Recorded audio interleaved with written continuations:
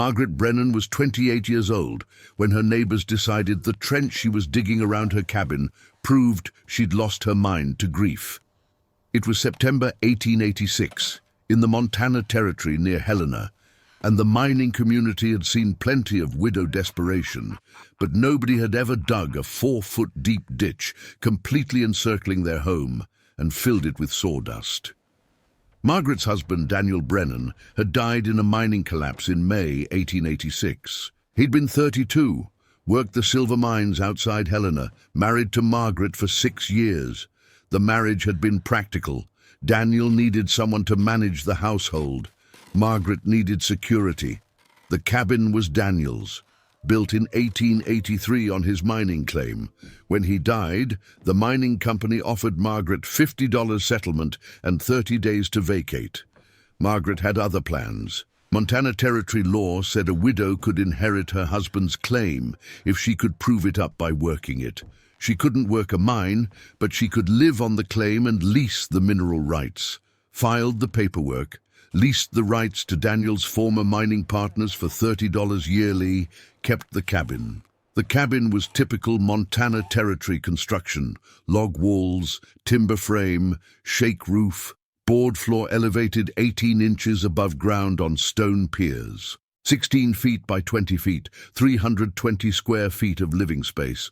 Single room with fireplace, 2 windows, door facing south. Standard frontier housing that had one catastrophic flaw Margaret had observed during her 6 years living there. The floor froze solid every winter. Montana Territory winters were brutal, temperatures dropping to -20 or -30 degrees for weeks. The ground would freeze to depths of 4 to 6 feet. And critically, the moisture in the soil would freeze and expand, creating frost heave that could lift foundations and crack walls. But the more immediate problem was frozen floors. The cabin floor was elevated 18 inches above frozen ground, but that elevation provided minimal protection. Cold air would flow under the cabin. The ground beneath would freeze solid. The board floor would conduct that cold upward. By January, the cabin floor would be perhaps 20 to 25 degrees, literally frozen solid despite fireplace burning. Margaret had spent 6 winters walking on frozen floors, feeling cold radiating upward through her boots, watching water spill on floor freeze within minutes. It was miserable, dangerous, and seemed inevitable. Every cabin in the area had the same problem. Frozen floors were just part of Montana winter survival. But Margaret had knowledge most frontier women didn't. Her father had been Thomas Wright, a civil engineer who'd worked on railroad construction through the Rockies in the 1860s and 70s. He'd taught Margaret about drainage, frost penetration, thermal barriers, and foundation engineering before dying in 1878. Margaret understood that frozen floors weren't inevitable. They were a failure of foundation insulation and moisture management. The problem was straightforward physics. The ground froze from the surface downward as winter cold penetrated. Moisture in the soil turned to ice, and ice conducted cold extremely efficiently. The frozen ground under the cabin acted as enormous cold mass, radiating cold upward through the minimal air gap into the floorboards. Conventional cabins tried to address this by elevating floors on piers, creating air gap between floor and ground. But air gap alone was inadequate when the ground was frozen solid and radiating intense cold upward. Margaret realized the solution required preventing the ground under the cabin from freezing in the first place. If the soil beneath stayed above freezing, the floor couldn't freeze no matter how cold the air temperature dropped. Her design was radical: dig a perimeter trench completely around the cabin, 4 feet deep, 2 feet wide. Fill the trench with sawdust, an excellent insulating material that was free from local sawmills. The sawdust-filled trench would create a thermal barrier, preventing frost from penetrating laterally into the soil beneath the cabin. Additionally, the trench would provide drainage, removing moisture that would otherwise freeze and contribute to cold mass. The concept made perfect engineering sense to anyone who understood thermodynamics and frost penetration. To her neighbors, it looked like a grieving widow had gone insane and was digging her own grave around her house. The excavation began in early September 1886, and Margaret quickly discovered that digging 58 cubic yards of earth alone was far more brutal than theory suggested. She worked alone with a shovel and pickaxe, starting at the cabin's northwest corner, where drainage would be best. The perimeter was 72 feet total, 16 feet on the north and south sides, where the cabin walls ran, 20 feet on the east and west sides. At 4 feet deep and 2 feet wide, the trench required excavating approximately 58 cubic yards of earth, roughly 1,000 cubic feet of material that had to be removed bucket by bucket. Each cubic yard of Montana soil, mix of clay, gravel, and rocks deposited by ancient glaciers, weighed approximately 1 ton. Margaret was removing 58 tons of earth working alone with hand tools. The work rhythm became brutal routine. She'd wake at dawn, eat minimal breakfast to conserve food money, and begin digging by 6 a.m. The first hour was productive. She'd work fresh, making good progress. By midday, exhaustion would set in. Her hands, despite developing thick calluses, would blister and bleed. Her shoulders burned from swinging the pickaxe. Her back ached from the constant bending and lifting. The pickaxe work was hardest. Montana soil at depth was heavily compacted, compressed by centuries of weight and frost cycles. She couldn't just shovel it. Had to swing the pickaxe to break up the soil first, creating chunks that could be shoveled.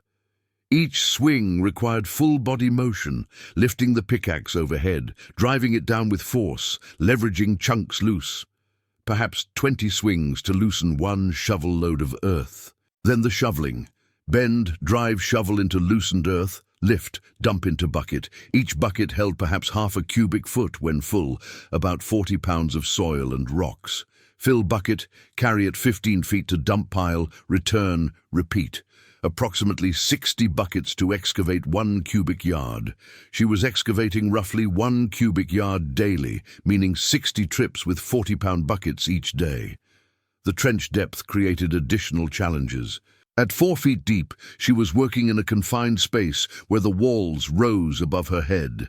Had to throw excavated earth up and out of the trench. The throwing motion was exhausting, lifting 40-pound buckets of earth over her head repeatedly, hour after hour. By the end of each day, she'd excavated perhaps 3 to 4 feet of trench length, had moved perhaps 1 cubic yard, approximately 2,000 pounds of earth.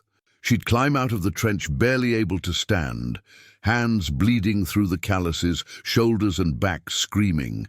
Would eat minimal dinner, couldn't afford much on $30 yearly income, and collapse into bed. The weight loss was significant. She'd weighed perhaps 130 pounds when Daniel died. By late September, probably 110 pounds. Her body was consuming itself for energy to fuel the excavation work. Her clothing hung loose. Her face became gaunt. She was literally working herself to exhaustion daily because the alternative was frozen floors all winter. The rocks were nightmare obstacles.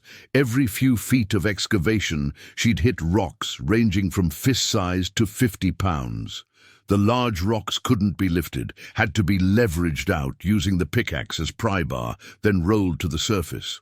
Some rocks were partially embedded. She'd spend an hour excavating around one rock, trying to get leverage, finally extracting it in triumph that felt disproportionate to the achievement. Water infiltration added difficulty. Montana Territory in September could bring rain. Water would seep into the trench overnight, creating mud that was heavier and harder to shovel than dry soil. She'd have to bail out standing water before continuing excavation. The mud would stick to tools, making everything harder, but she kept digging. 6 weeks of dawn-to-dusk labor, 72 feet of trench, 4 feet deep, 2 feet wide.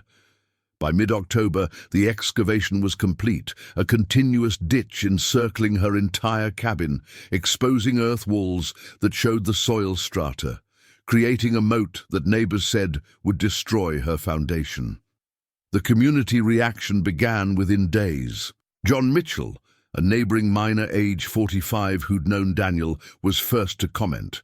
Stopped by on September 10th to see how the widow was managing and found her 3 feet deep in a trench along the cabin's north side. "Mrs. Brennan," John called down to her. "What are you doing?"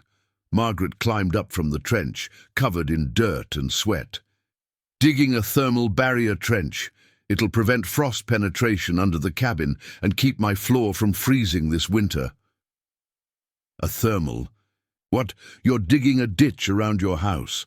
That's going to undermine your foundation. The cabin will settle into the trench and collapse. You're destroying your only shelter." "The trench is 2 feet from the foundation piers. It won't affect stability. The cabin will be fine." "Why would digging a ditch stop your floor from freezing? That makes no sense. You're just making a moat. Moats don't stop cold." Margaret explained the physics. The trench filled with sawdust would create insulating barrier. Frost couldn't penetrate through 4 feet of sawdust. Without lateral frost penetration, the soil beneath the cabin would stay warmer. Warmer soil meant warmer floor. That's not how cold works," John said, shaking his head. "Cold is just cold. You can't stop it with sawdust in a ditch." "Mrs. Brennan, I think grief has affected your thinking. Please stop this before you damage your cabin. If you need help, the community can arrange proper support." Margaret thanked him for his concern and continued digging. By late September, word had spread through the mining community. The Brennan widow was digging a trench around her cabin, 4 feet deep, completely encircling it, planning to fill it with sawdust. The story was shared with mixture of pity and mockery, clear evidence of a woman unable to handle frontier life alone, losing her mind to isolation and grief. Sarah Mitchell, John's wife, age 42, organized a visit from the Ladies' Charitable Society. 5 women arrived October 1st to offer practical help and gentle intervention. They found Margaret 2/3 done with the trench excavation. 48 feet completed, 24 feet remaining. The trench was impressively deep and straight, running parallel to the cabin walls, creating nearly complete perimeter. "Margaret," Sarah said gently, using first name without permission as one might with a confused child, "we've come to help. This trench you're digging is dangerous and pointless. Let us help you fill it back in before someone gets hurt or your cabin foundation fails." "The trench is necessary," Margaret said, leaning on her shovel, exhausted but certain. "It's a thermal barrier system. The sawdust fill will prevent frost penetration. My floor won't freeze this winter. Sawdust doesn't stop freezing. Nothing stops Montana cold. We all have frozen floors every winter. It's just how it is. What you're doing won't change that. It's just wasting your strength and potentially damaging your cabin." "My father was a civil engineer. He taught me about frost penetration and thermal barriers. This will work." The women exchanged concerned glances. The invoking of deceased father was additional evidence of grief-induced delusion. They spent an hour trying to convince Margaret to stop, offering to help fill the trench, suggesting alternative employment or arrangements. Margaret politely refused all offers and continued working after they left. By mid-October, the trench was complete. 4 feet deep, 2 feet wide, 72 feet in perimeter, running completely around the cabin, maintaining 2-foot clearance from the foundation piers. The excavation had taken 6 weeks of brutal solo labor. Next came the sawdust acquisition. Margaret visited the Helena lumber mill and explained her need. The mill had enormous piles of waste sawdust, thousands of cubic feet accumulating from constant operation. The mill was happy to let her take as much as she wanted for free if she hauled it herself. She borrowed a wagon from the mining company, paying $2 for weeks' use, made dozens of trips between the mill and her cabin, loading sawdust by shovel, hauling it, dumping it into the trench. Each wagon load held perhaps half a cubic yard. The trench needed approximately 30 cubic yards total. She made 60 trips over 2 weeks. The sawdust filling process revealed the drainage aspect of the design. As she dumped sawdust into the trench, she sloped it slightly to drain toward the downhill side of the property. Any moisture that accumulated would flow away rather than sitting in the trench. The sawdust itself would absorb some moisture but remain effective insulator even when damp. By early November, the trench was completely filled. 4 feet of packed sawdust creating thermal barrier around the entire cabin perimeter. The surface was level with ground, barely visible unless you knew to look for the sawdust texture difference. The cabin from outside now had invisible thermal moat, 4 feet deep, 2 feet wide, filled with insulating material that would prevent frost from penetrating laterally into the soil beneath the living space. November brought the first hard freezes, nights dropping below 20 degrees, ground surface beginning to freeze, the annual transition into Montana winter that everyone dreaded. This was the test period where Margaret's 2 months of exhausting labor would either prove justified or reveal itself as wasted effort based on misunderstood physics. Inside the cabin, Margaret monitored floor temperature daily with obsessive attention. She'd developed a simple measurement system. Hammer a nail partially into a floorboard near the center of the room. Tie string to it with a weight hanging down into the crawl space beneath, creating temperature probe she could touch to estimate conditions below the floor. She'd check the probe each morning and evening. In early November, with outside temperature dropping to 25 degrees at night, the probe felt cold but not frozen. She estimated maybe 40 degrees in the crawl space. In previous winters at this time, the crawl space would already be approaching freezing, maybe 32 to 34 degrees. The difference might seem small, 8 to 10 degrees, but it was psychologically enormous. 40 degrees meant the soil beneath was staying well above freezing.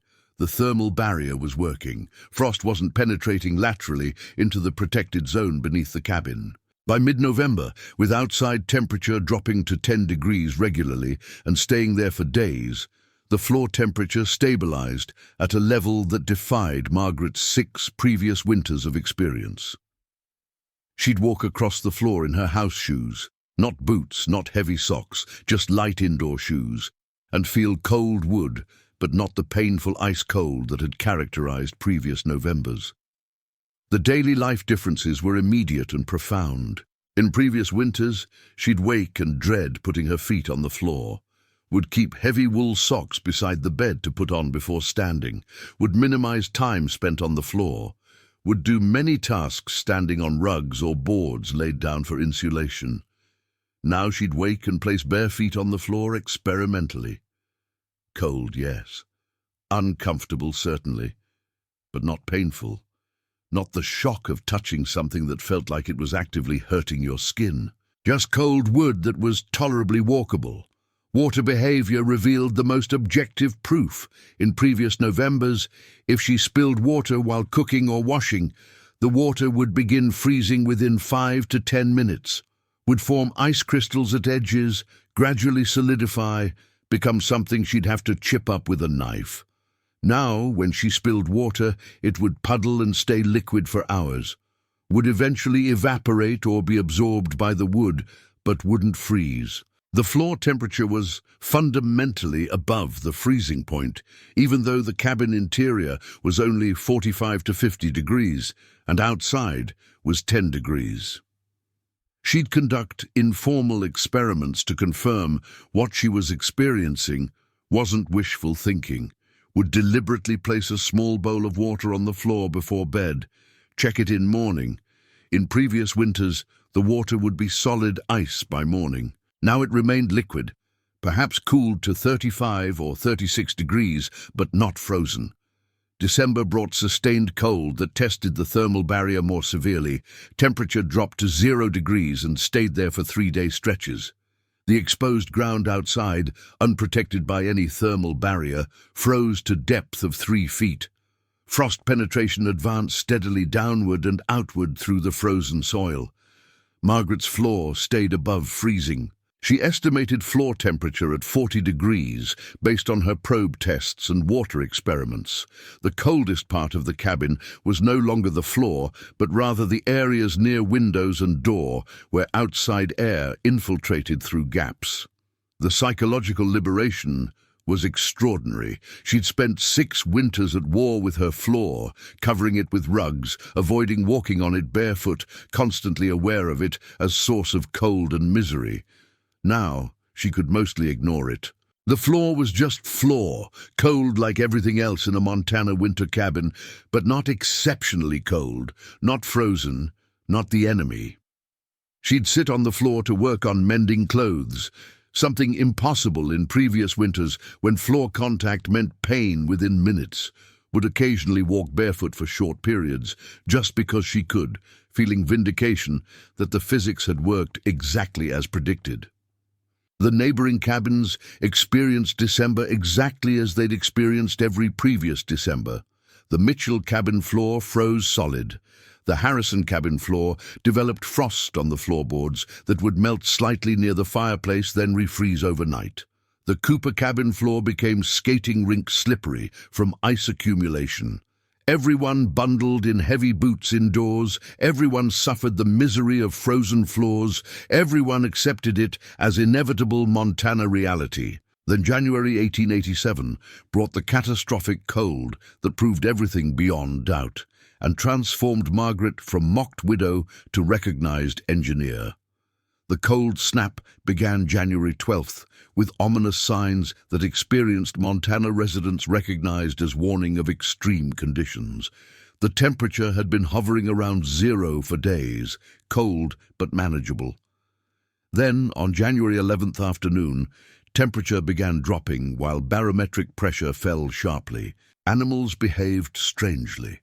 Horses refusing to leave barn shelter, cattle clustering tightly, birds disappearing.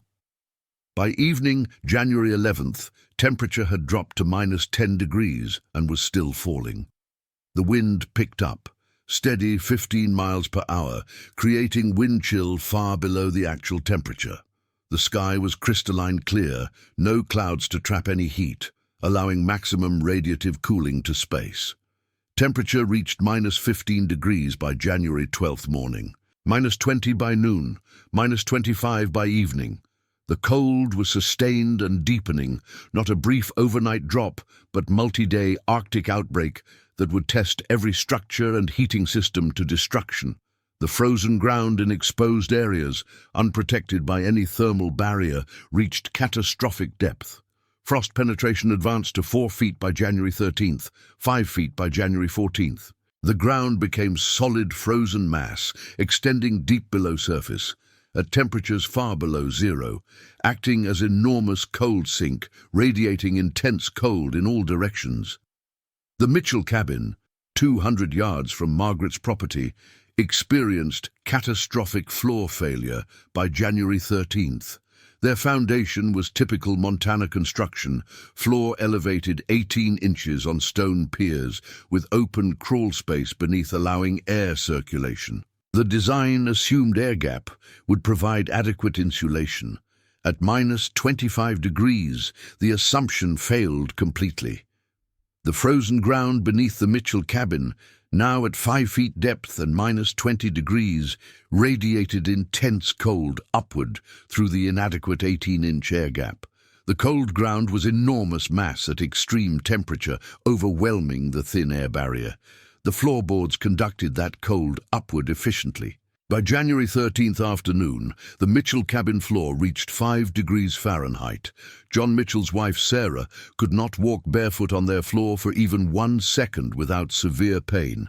She tried experimentally, placing bare foot on floorboard near the center of the room, pulled it back within 2 seconds with sharp intake of breath. The floor was cold enough to cause pain and potential frostbite from brief contact. The children, 3 of them ranging from age 6 to 12, had to wear heavy wool socks and leather boots indoors continuously. Even with boots, they could feel the intense cold radiating upward through the soles. They refused to sit or play on the floor. would perch on elevated benches and beds, avoiding floor contact as much as possible. Any moisture touching the floor froze immediately. Sarah spilled small amount of water while cooking. It formed ice crystals within 30 seconds, was solid ice within 2 minutes. The floor became hazard zone, where contact meant pain, and objects froze solid. The Harrison family's floor was even worse, dropped to 0 degrees by January 14th. Frost formed heavily on the floorboards overnight, thick white crystals coating the wood surface, making it slippery and dangerous. Ice built up in corners where any moisture accumulated.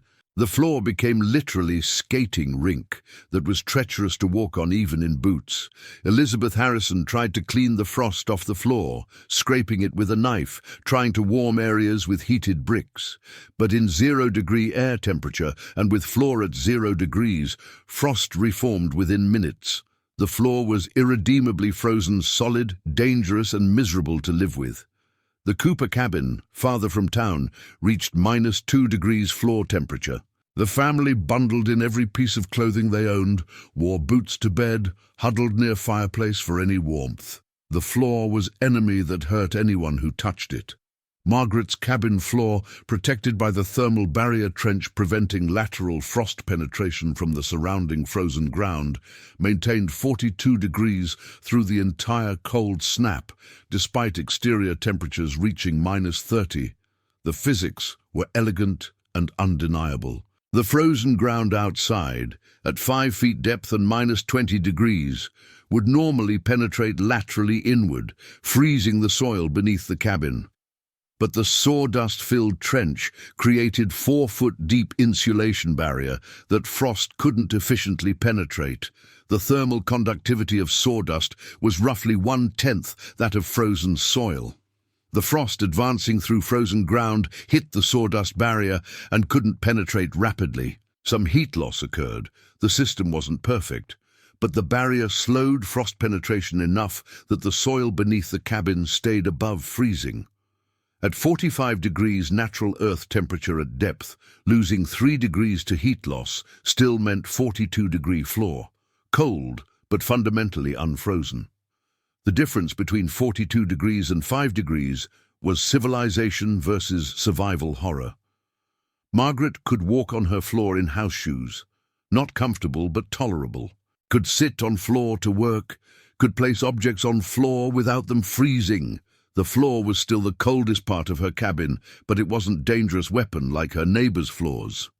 She'd conduct experiments to verify what she was experiencing, placed bowl of water on floor overnight, checked it January 14th morning after night of -28 degrees outside. The water was cold, perhaps 36 degrees, but still liquid, not frozen, not even ice crystals forming. Fundamentally above the freezing point despite hellish cold outside. She'd walk barefoot across the floor for 30 seconds, uncomfortable, feet got cold, but no pain, no injury, no emergency need to get off frozen surface, just cold floor that was tolerably walkable for brief periods. On day 4 of the cold snap, January 15th, -30 degrees sustained, Sarah Mitchell made desperate walk to Margaret's cabin, seeking understanding of what was clearly impossible. Sarah arrived and knocked, entering when invited. Immediately felt the temperature difference. The Mitchell cabin at that moment was perhaps 35 degrees interior, despite fireplace burning continuously. Margaret's cabin was 45 degrees, noticeably warmer, but the critical difference was the floor. Sarah touched Margaret's floor with her bare hand, felt cold wood, but fundamentally different from the painful ice cold of her own floor. Your floor isn't frozen. It's cold, but it's not frozen. How is this possible? Margaret explained what she'd tried to explain in September, but nobody would believe. The thermal barrier trench. 4 feet of sawdust insulation, preventing frost from penetrating laterally under the cabin. The soil beneath the cabin protected from the frozen ground surrounding it. Protected soil staying above freezing even when exterior ground froze to 5 feet depth. Unfrozen soil meaning unfrozen floor. The trench we all mocked. The ditch we said was insane. It actually works. Yes, the physics always supported it. Nobody wanted to believe that something so simple could solve a problem everyone accepted as inevitable. Sarah sat on Margaret's floor, something impossible in her own cabin where floor contact meant pain within seconds. My children can't play on our floor. They huddle on elevated benches, trying to stay off the frozen surface. Your floor isn't warm, but it's tolerable. That's everything. Ooh, word spread through the mining community by January 16th. The Brennan widow, whose trench everyone mocked, had the only unfrozen floor in the area during the worst cold in years. People began visiting, testing the floor themselves, seeing the proof that contradicted everything they'd believed. The thermal barrier concept was undeniable once demonstrated. The trench filled with sawdust had prevented frost penetration exactly as Margaret said it would. The physics worked in practice, just as her father had taught her. It would work in theory. By spring 1887, 4 families had begun excavating their own perimeter trenches. The Mitchell family dug theirs in April, filling it with sawdust before next winter. The Harrisons followed. The concept spread as practical solution to problem everyone had accepted as unsolvable. Margaret became consultant, helped neighbors understand proper depth, fill material, drainage slope, was paid in labor, goods, money. The widow everyone had pitied became valued community resource. The thermal barrier trench became standard Montana Territory foundation practice by the early 1890s. Not universal. Many homesteaders were too poor or too skeptical to invest the labor. But for those who built them, the difference was immediate and permanent. Unfrozen floors, reduced heating costs, elimination of frost heave damage. Margaret lived in her cabin until 1900, when she sold the mining claim for $800 and moved to Helena proper. Married again at age 42 to a widowed shopkeeper who appreciated intelligent women. They built a house incorporating the thermal barrier principle. Perimeter trench with sawdust fill became standard foundation detail. She died in 1932 at age 74. Her obituary mentioned her widowhood and remarriage, but focused primarily on the thermal barrier trench. The ditch everyone laughed at that solved frozen floors through simple engineering. The original cabin stood until 1948 when it was demolished.